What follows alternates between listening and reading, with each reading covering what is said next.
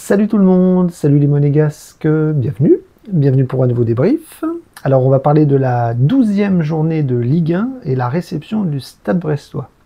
Alors comme vous le savez tous, c'était encore une trêve internationale, encore.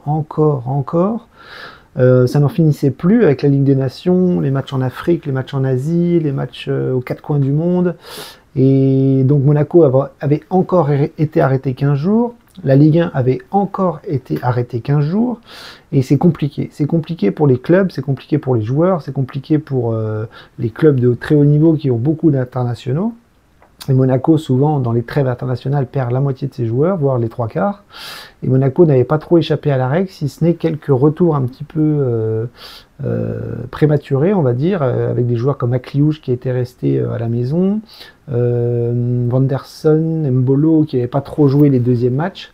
Mais globalement, il y avait plein de joueurs de Monaco qui étaient partis et on essayait d'avoir un petit peu de joueurs un peu moins cassés que d'habitude, parce que des blessures, ça s'enchaîne souvent avec ce genre de match-là. Et en fait, on avait très peur pour certains.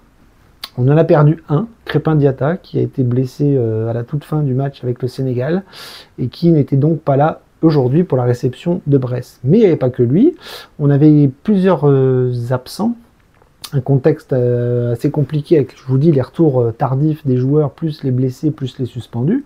Donc on avait Camara qui était suspendu, on avait Balogun qui était guéri, mais pas encore prêt à jouer totalement, donc absent. Minamino qui, lui, n'était pas blessé, mais qui est rentré beaucoup trop tard et qui ne pouvait pas enchaîner un deuxième match aussi rapidement avec son voyage. Diop et Koulibaly, les jeunes qui sont toujours pas revenus, mais qui je crois sont pas loin de revenir, et Diatta donc qui était blessé. Donc voilà, pas mal d'absents, pas mal de suspendus, mais on avait un groupe quand même assez costaud, assez solide, et on attendait un petit peu la compo pour voir avec qui allait souffler, qui allait être titulaire. Golovin, on savait pas trop s'il était là ou s'il était pas là. Et la compo est tombée à 18h, parce qu'on jouait à 19h, et c'était une compo assez intéressante, surtout sur le plan offensif. Et puis quelques changements ici et là, notamment l'absence de Caio Henrique et le retour surtout de Salissou qui enfin est revenu avec Zakaria. Donc Magic est dans les buts, derrière Maouissa qui prenait le couloir gauche, un petit peu comme avant la trêve, avec Caio qui est pas très en forme, Vanderson côté droit, Salissou Kerrer qui retrouvait un petit peu la défense centrale, Magassa aux côtés de Zakaria au milieu de terrain, le trio offensif classique très important dans le système de Hutter, avec Golovin, Benseghir, Akliouche, et devant Mbolo.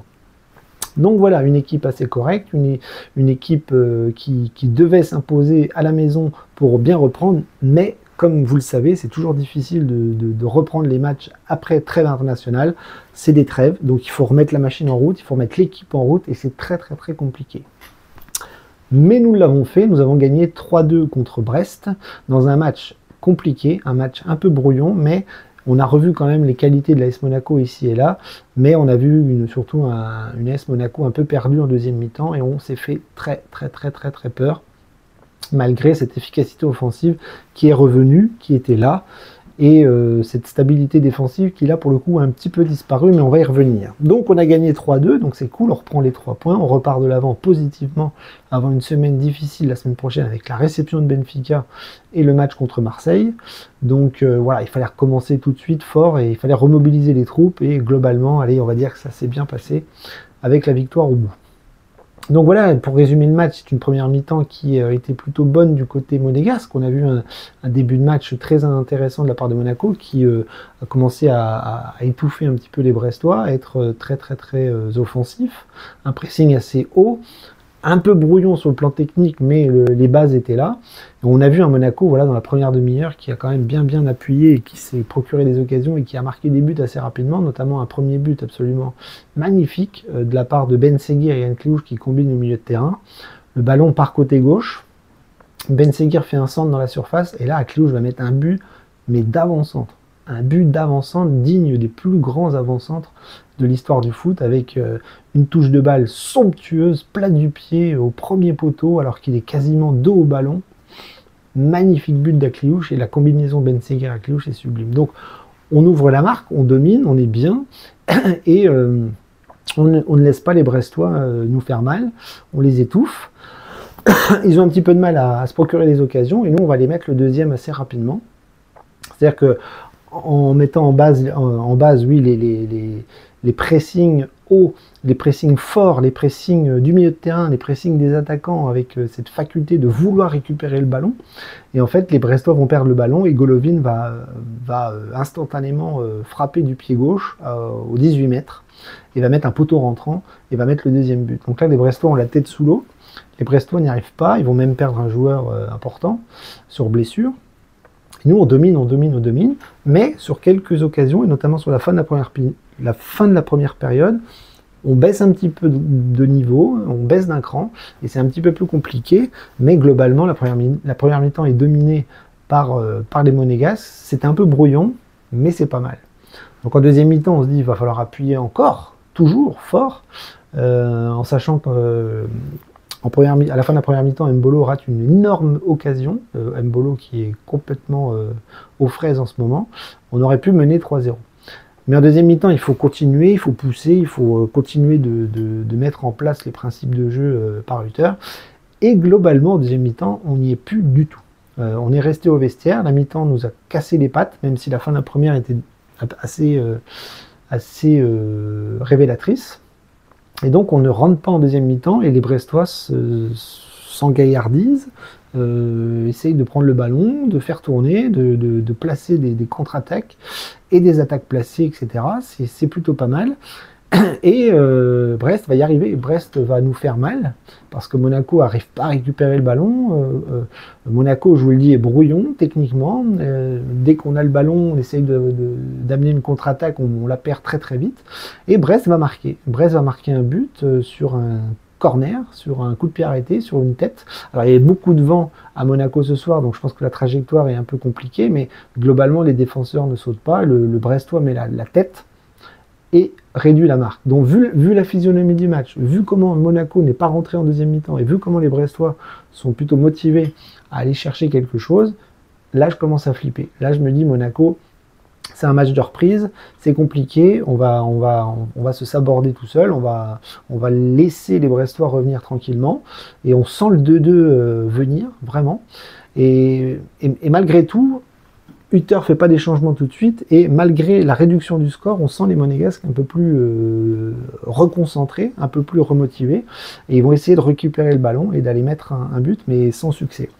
On va essayer de se créer des occasions, on va même se créer un penalty qui va être annulé pour hors-jeu. Et donc sur quelques contre-attaques, comme ça, on arrive à placer des petits pics. Mais Mbolo est stérile, les milieux offensifs commencent à fatiguer sérieusement et on a du mal. On a du mal et je trouve que c'est Brest qui récupère beaucoup le ballon, qui se projette beaucoup vers l'avant et qui se crée des occasions. Ils sont un petit peu maladroits aussi.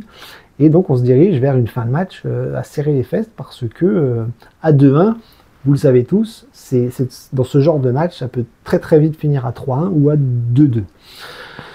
Et c'est nous, finalement, en fin de match, qui allons réussir une magnifique contre-attaque avec Ileni Kena qui récupère le ballon un petit peu comme à Strasbourg et qui va lancer à Cliouche qui, dans un dernier effort, va piquer un sprint côté gauche et va mettre un but à la Ben Yedder. C'est-à-dire que face au gardien, il va mettre un petit piqué. Et donc, il reste 5 minutes de match. Monaco passe devant vraiment avec le troisième but, 3-1. Et là, on est sauvé. C'est-à-dire que le match est gagné, le match est quasiment fini. Et donc, on est content. Malheureusement, l'arbitre, qui a été plutôt très très bon dans la rencontre, je trouve, va laisser plus de temps additionnel que ce qui était prévu, c'est-à-dire qu'on est à 5 minutes d'arrêt de jeu, et il va aller jusque 6, voire 6,30, et sur un super ballon, on va prendre un deuxième but en toute fin de match, avec une tête d'Ayork, et Singo est battu, le gardien est battu, la tête est magnifique, et donc le match s'arrête là-dessus, 3-2. C'est frustrant parce qu'on aurait voulu ne pas prendre de but, ou en tout cas en prendre qu'un seul. Et donc prendre un but à la dernière seconde, comme ça, c'est pas terrible défensivement, on va dire. Mais on a fait le travail, on a mis 3 buts et on a gagné ce match. Et c'est le principal parce que la machine monégasque est relancée. Voilà. Donc maintenant, on peut parler très très rapidement des performances individuelles. Majeki a fait quelques bons arrêts ici et là, mais globalement, il n'a pas été très très mis en danger, si ce n'est sur quelques frappes où il fait quand même de très très beaux arrêts et de belles récupérations. Voilà, et dans le jeu aérien, il est plutôt pas mal, sur les frappes et tout ça, il est concentré, mais il s'est fait peur quand même ici et là. Sur les coups de pied arrêtés, bon, premier but, il peut rien faire, c'est un corner, il se fait fusiller à 1,50 m. Le deuxième but, pareil, la tête, il peut pas aller la chercher, mais globalement, je trouve qu'il a fait un bon match et il est assez sécurisant. Et c'est ça qui est important. Défensivement, ben, c'était intéressant de voir Mawissa reconduit sur l'aile gauche avec Vanderson. Donc sur les côtés, je trouve que Mawissa a fait un très bon match. Alors lui, on sent que c'est pas son poste de nature, il n'est pas très à l'aise sur le côté latéral, mais il y a beaucoup d'énergie, il y a beaucoup d'envie, il y a beaucoup de... Ouais, il y a quand même il y a de la qualité technique ici et là, et je trouve qu'il s'est vraiment bien dépouillé pour l'équipe, il a vraiment été bon dans la mentalité, il a fait ce qu'on lui a demandé de faire, c'était pas parfait, mais j'ai bien aimé la mentalité et l'engagement. Donc ouais, un très bon match de Mawissa. Vanderson côté droit, un peu plus en difficulté sur les montées, sur les récupérations, sur l'aspect défensif. Il s'est beaucoup fait bouger par Ayort, qui est un géant. Il lui a mis des coups dans le nez, il lui a fait tomber, il s'est pris des tacles au niveau des chevilles. Je me demande même s'il n'est pas sorti blessé à la fin. Mais un peu compliqué. Dans la défense centrale, ben, Kerrer Salissou, c'est pas mal. Même si ça s'est pris 2 buts ce soir et que ça a pris quelques bouillons ici et là, mais on va voir qu'avec le milieu de terrain, c'est un peu compliqué. Mais ouais, Salissou fait du bien. On s'aperçoit que c'est un cadre de l'équipe, c'est un joueur d'expérience. Et c'est vrai que techniquement, c'est beaucoup plus propre que certains. Et c'était plutôt pas mal. Donc, Kerrer et Salissou, bon, ils n'ont pas été parfaits, mais ils ont fait un gros travail défensif en essayant de relancer proprement. Salissou a pris beaucoup de ballons de la tête. Et Kerrer, je sais pas trop comment juger son match ce soir. Mais ouais, prendre 2 buts, moi là pour le coup ça me dérange. Mais bon, globalement, défensivement, c'était une reprise aussi pour tout le monde. Au milieu de terrain, Zakaria et Magassa, donc retour de Zakaria après des semaines d'absence. Enfin, ça fait du bien. Le capitaine est de retour. Il va nous faire du bien au milieu de terrain, même si aujourd'hui c'était compliqué parce qu'on sent que physiquement, il est un peu perdu avec ces semaines d'absence. Lui, il a besoin de rythme, il a besoin de jouer. Donc on a vu quelques récupérations ici et là très intéressantes et très importantes. Il a pris des coups, il a subi des fautes, etc. Mais voilà, c'était pas le grand Zakaria d'habitude, c'était pas la performance idéale, mais c'est un retour, donc il va monter en puissance et s'il se reblesse pas, ça va aller, on a besoin de lui et avec Camara, je pense que ça va vite, la machine va vite être mise en route. Magassa, lui, pour le coup, je l'ai trouvé meilleur que Zakaria, il a fait un très bon match. Au début de match, il a perdu des ballons un peu bêta, comme ça, il était pas dedans sur certaines occasions, mais il s'est vite repris et la confiance est vite revenue. Il a fait quand même pas mal d'interventions, il s'est projeté vers l'avant beaucoup, il a centré, il a fait un bon match, Magassa, un petit peu comme Mawissa, c'était pas mal. Le trio offensif, très bien, Ben Seguir à Cliouche, la combinaison parfaite, il se cherche tout le temps, quand il se trouve ça fait mal. Ben Seguir fait marquer à Cliouche met un doublé, donc pour moi c'est quasiment l'homme du match. Non, c'était bien, les 2 petits princes là, c'était vraiment très bien. Et voilà, on attend encore plus d'eux, mais voilà, ils sont jeunes et ce qu'on voit pour une reprise, encore une fois je le rappelle, c'était vraiment pas mal aujourd'hui.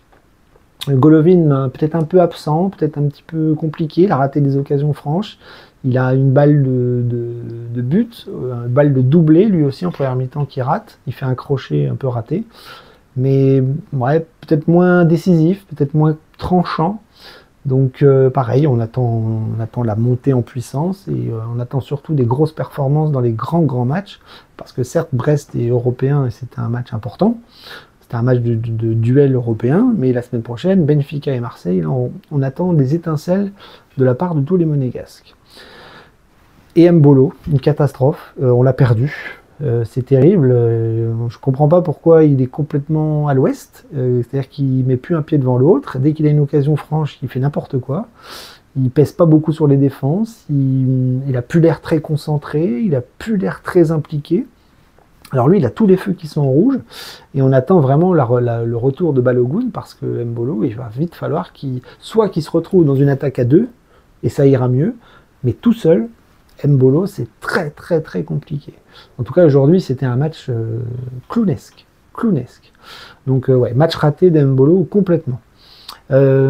Quelques remplaçants sont rentrés. Ileni Kena qui a fait une bonne rentrée comme d'habitude, avec une balle de but pour Akliouche. Après, il y a Thésée qui est rentré, c'était pas ouf. Qui c'est l'autre qui est rentré? Ouattara qui est rentré, Singo qui est rentré. Mais globalement, la seule rentrée que je retiens, c'est Ileni Kena qui a été plutôt intéressant parce qu'il est motivé, parce qu'il est impliqué, parce qu'il a envie, qu'il est jeune et que voilà, c'est une belle mentalité.